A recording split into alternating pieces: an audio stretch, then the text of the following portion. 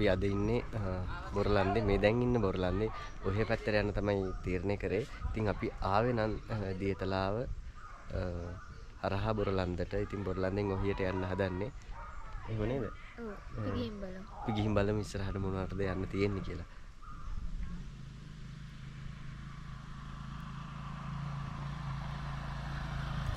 බොරලන්දේ ඉඳලා ඔහියට යන පාර කියන්නේ මාරම සුන්දර මාරම ලස්සන පාරක්. ඉතින් පරිසරයේ සුන්දරත්වය විඳින ගමන් ඔහියට යන්න තියනවා කියන්නේ ඉතින් වෙනම ලෝකයකට යනවා වගේ හැඟීමක් තමයි දැනෙන්නේ. මේ දවස්වල පායනවා වුණත් කොළපාට පරිසරය අපිට දැක ගන්න පුළුවන්. මේ පාරේ වාහන නම් ටිකක් අඩුයි. හැබැයි නිස්කලංක පරිසරයක් තියෙන. ඉතින් ඔයාලත් එනවා නම් පරිසරයට කිසිම දෙයක් නොදා යන්න වග බලා ගන්න. ඉතින් මේ සුන්දර පරිසරය අවලස්සන නොකරන එක ඉතින් ඔයාලගේ වගකීම. අපි ඉතින් දැන් ඔහියට ආවා. ලස්සන පාරක් තමයි එන්න තියෙන්නේ. එන පාර ගස් ගොඩාක් තියෙනවා. මේක ඉතින් නාගරීකරණය නොවිච්ච පාරක්. හරිම ලස්සනයි. ඔයාලත් ඉතින් ඇවිල්ලා බලන්න.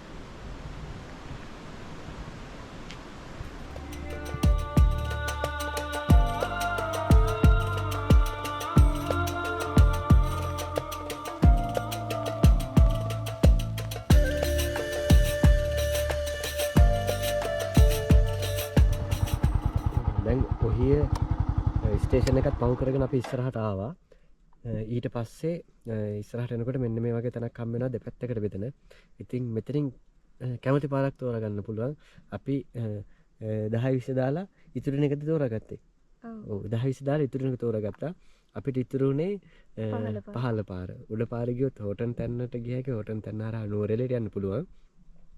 පහළ පාරින් ගියොත් ඩෙවිල් ස්ටෑකේස් කළු පහන ඒ පැත්තෙන් බබරකන්ද පැත්ත බලාගෙන පහළට බහින්න පුළුවන්. අපි හෝටන් තැන්නේ යන්න තීරණය කරේ නෑ. දැන් වෙලාව 12 පහු වෙලා හෝටන් තැන්නේ ගිහිල්ලා කිලෝමීටර් 10ක් 12ක් ඇවිදින්න තියෙනවා. ඒ ඇවිදින 10 12 පැයකින් දෙකකින් කරන්න බැරි හින්දා සුට්ටක් අනික අවුවයි වගේ අර පොඩ්ඩක් අමාරුයි වගේ. ඒ නිසා අපි මේ මෙහෙ යන්න කියලා හෝටන් තැන්න තෝරගන්නේ නැතුව ඩෙවිල් ස්ටෑකේස් යමු කියලා තීරණය කරා. හැබැයි ඒ අපි තේබිපු කඩේ අක්කලා කිව්වේ නම් පාර සවුත්තුයි කියලා. කමන්නේ කෝකටත් පැය 3-4ක් විතර යන ගමනක් කිව්වා. අපි ඒ හින්දා මේ පාර තීරණය කරා ඩෙවිල් ස්ටෑකේස් යන්න කියලා. තව දෙයක් ඇහුවා තෙල් තියෙනවද කියලා. ඒ කියන්නේ මේ පාරේ මිනිස් වාසයක් නැතුව ඇති. ඒ හින්දා තමයි තෙල් තියෙනවද කියලා ඇහුවේ. ඒ හින්දා ඉතින් ඔයාලත් එනවා නම් තෙල් ගහගෙන හුලන් ගහගෙන එන්න. අපි ඉතින් ඉස්සරහට ගිහින් බලමු. ඉතින් මෙතනින් උඩ පාර ගිහිල්ලත් අපිට ඩෙවිල් ස්ටෑකේස් එන්න පුළුවන්. ඉතින් ඒ පාරත් හරි ලස්සන පාරක්. ඒ වගේම දැන් අපි යන්නේ උඩවේරිය වත්ත හරහා. කියන්නේ උඩවේරිය වත්ත ගමට යන පාරෙන් ගිහිල්ලා තමයි ඩෙවිල් ස්ටෑකේස් වලට යන්න හදන්නේ. ඉතින් මේ පාර යන වාහන වලට නම් ඒකේ පාර පුරුදුයි වගේ. හැබැයි ඉතින් කිව්ව විදිහට නම් පාර සවුත්තු ඇති කියලා හිතෙනවා. ඉතින් අපි ඉස්සරහට ගිහින් බලමු. ඉතින් උඩවේරිය වත්තේ ගම්මානය කොහොමද? එහෙ මොනවද තියෙන්නේ? වගේ දේවලුත් අපිට දැක ගන්න පුළුවන්. ඉතින් ලස්සන පරිසරය සහ ලස්සන පාර අත්විදින ගමන් අපි ගිහින් බලමු.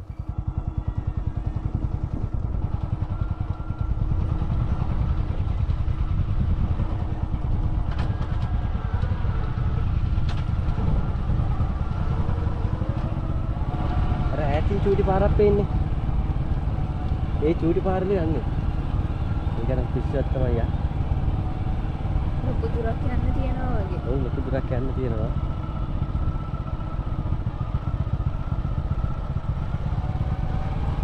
පාර නම් සවුත්තුයි කියලා කිව්වා අපිට නේ. ඔව්. අංකල් කෙනෙක් මේ ලොරියක ගියපු එක්කෙනෙක් කිව්වා පාර නම් පොඩ්ඩක් සවුත්තුයි. පොඩ්ඩක් නෙමෙයි ලොකුවට සවුත්තුයි කිව්වා.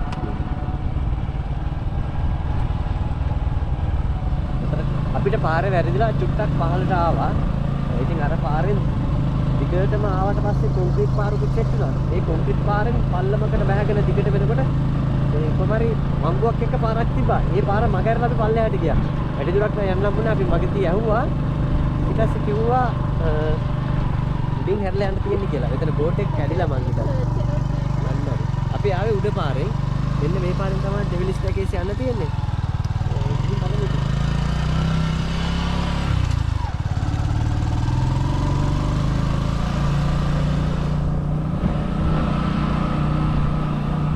උඩ වීදුමෙන් වැහෙනවා.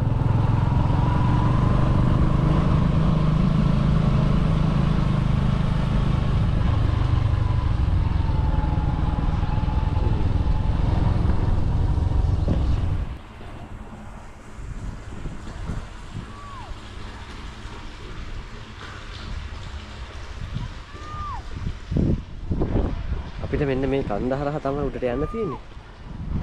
ගිහින් බලමු ඉතින්. පට්ට ලස්සන view ටිකක් තියෙනවා. එහා පැත්ත තනකරම ඒ කියන්නේ මාරම ලස්සනයි. අපිට පේනවා කූරගල ඒ වගේ මේ පැත්තෙන් තනමල්ලිල ඒ පැත්ත වැල්ලවාය එන සයිඩ් එකක් පේනවා ඉතින්. ගිහිල්ලා බලමු අතන මොකක් හරි ජලාශයකුත් තියෙනවා ලාවට. ඒක නම් පේන්නේ නැහැ. හරියට මොකක්ද කියලා හිතා ගන්න බෑ. අර පැත්තේ ජලාශ ගොඩක් තියෙනවා. ඒ පැත්තේ පළාත් දෙකක්. ඔව් වෙන්න පුළුවන්. අර අංකල් කිව්ව එක හරි. ආර අන්තිම සවුතුයි. මෙන්න මේ වගේ පාරක තමයි යන්න තියෙන්නේ. මේ පේනවනේ.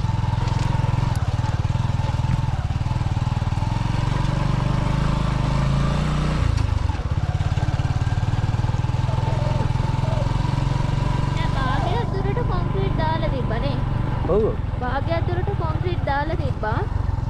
ඊට පස්සේ ටික තමයි මෙහෙම. අසහර කොට චුට්ටක් බලන්න මම මොකද කියන්නේ.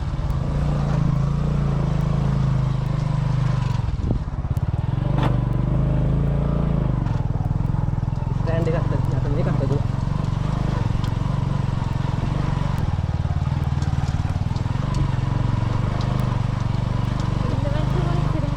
නෑ කොහොම අවුල නෑ නතර යන්න බා. බලමු.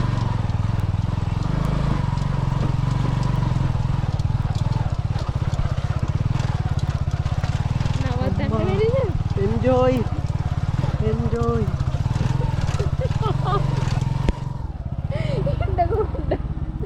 Jatuh main pada ini jatuh. Oh, ඉස්සරහින් ඉන්න අපිත් එක්ක මොකද සෙට් එකක්. පාර අතරමං වෙච්ච සෙට් එක.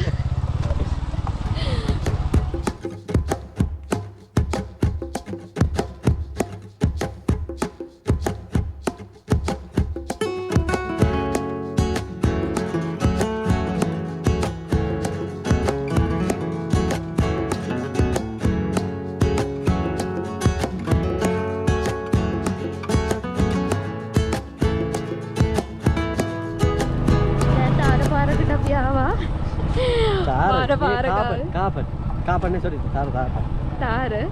Babara kanda waterfall. Thank you. ආපු පාරත් එක්ක මේ තාර පාර නම් කාබට් කියනවා. පට්ට සැපක්. ඒ පාර ගන්න දෙයක් නැහැ. බයික් එකේ අර මෙහෙ වදිනවා.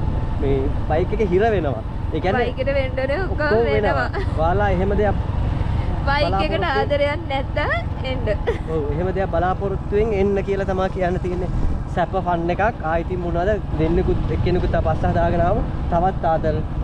ඇවිල්ලා බලන්න අපිත් එක්ක අපිත් එකේ මේ ඉන්නේ. උන්ටත් පට්ට ෆන්. එකේ බ්‍රේකුත් නැල්ලු බයික් එකේ.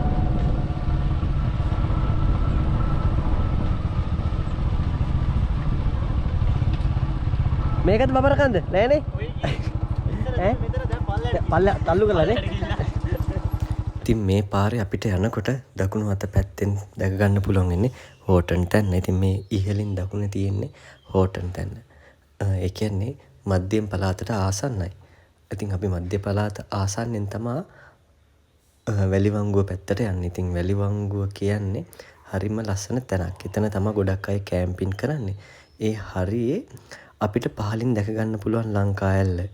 ඒ වගේම හරිම ලස්සන පරිසරයක් තමයි මෙතන අපිට දැක ගන්න පුළුවන් ඉන්නේ. ඉතින් බලන්නකො කොච්චර ලස්සනද කියලා මේ හරිය. ඉතින් මේ වැස්ස නැති දවස්වල සාමාන්‍යයෙන් මෙහෙට වැස්ස පටන් ගන්න නොවැම්බර්, දෙසැම්බර්, ජනවාරි. ඉතින් ඒ කාලේ ආවොත් අපිට කොළම කොළ පාට අමුතුම ලස්සනක් දැක ගන්න පුළුවන්. ඉතින් මේ ඉදුමින් වැහිලා තියෙනවත් දැක ගන්න පුළුවන්.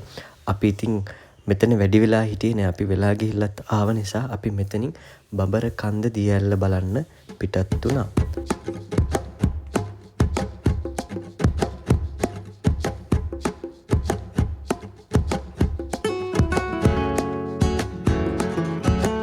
ඒ වගේම අපිට බඹරකන්ද දිය ඇල්ල දිහා බලාගෙන ග්ලැම්පින් කරන්න පුළුවන් ග්ලැම්පින් සයිට් එකකුත් මෙහි තියෙනවා. ඉතින් අපි ඒ පාරේ චුට්ටක් ගිහින් බැලුවා. අපි ඉතින් එතෙන්නම ගියේ නැහැ. හරිම ලස්සන පඩිපෙලක් එක්ක තියෙන ලස්සන පාරක් ඉඳ තමයි අපි ගියේ. ඒ වගේම ඔයාලට කියන්න ඕනි මේ ගමන අපේ ට්‍රයල් එකක්. ඒ කියන්නේ අපි මෙහි එනවා නැවත සැරයක්. හැබැයි මෙහි කොහොමද කියලා බලන්න තමයි මේ අද ආවේ. ඒ නිසා වැඩි අපි බඹරකන්ද දිය ඇල්ලට එහෙම ගියෙත් නැහැ. ඈතින් බලලා ආවා. ඉතින් වතුර අඩු හින්දා තමයි අපි එහෙම කරේ. අනිවාර්යයෙන්ම අපි ලබන අවුරුද්දේ මේ පැත්තේ හරිම විස්තරයක් එක්ක ඔයාලට ඉදිරිපත් කරන්න. තාම හදලා නැහැ ටිකට් ගන්න තරම්. අතන ගම. ටිකට් ගන්න තියෙනවද? තියෙනවා. මේ මෙතන මේ තියෙන බඹර කන්ද දියල්ල. ඉතින් එතනින් එහාට නම් පාර කාපර්.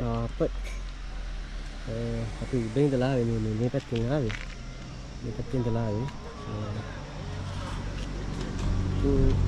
අද නම් වතුර නැහැ දියල්ල නිකන් එනම පොඩි පේනවත් දන්නේ නැහැ. ඔව් පේන්නේ. පේන්නේ නැතුව ඇති සමහරක් විට.